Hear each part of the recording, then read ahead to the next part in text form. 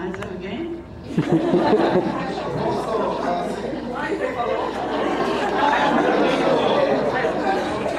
Alguém se perguntou, né?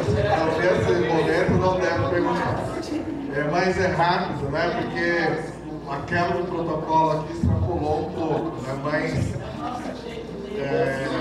a Araci, para nós, ela representa muito. Hoje, não dá para falar da história do movimento negro do Paraná sem falar da Araci. Muitos de nós que hoje participamos do movimento negro fomos cativados e convocados pela Araci.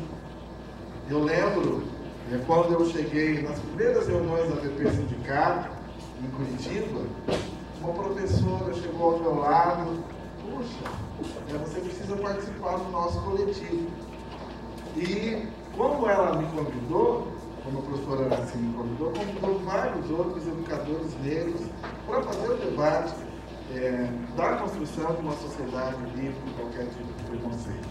Então, eu fiz questão aqui, mesmo quebrando o protocolo, para trazer um abraço de oração de todo o movimento negro do Paraná, das nossas lideranças femininas, dos nossos negros, negras, e também dos educadores do Paraná. Nós estamos aqui com uma participação expressiva da PP Sindicato, estamos aqui com 4 dirigentes estaduais da PP Sindicato, com dirigentes regionais da PP do Maringá. Você foi recentemente eleita conselheira fiscal estadual da nossa entidade, então não tínhamos como deixar de prestigiar essa sua homenagem. Parabéns à Prefeitura, à administração. O título do prêmio também mostra a fibra feminina, a luta pela construção de um país justo, igual, e ela assim representa essa luta no Paraná e aqui em Maringá. Então nós estamos muito satisfeitos.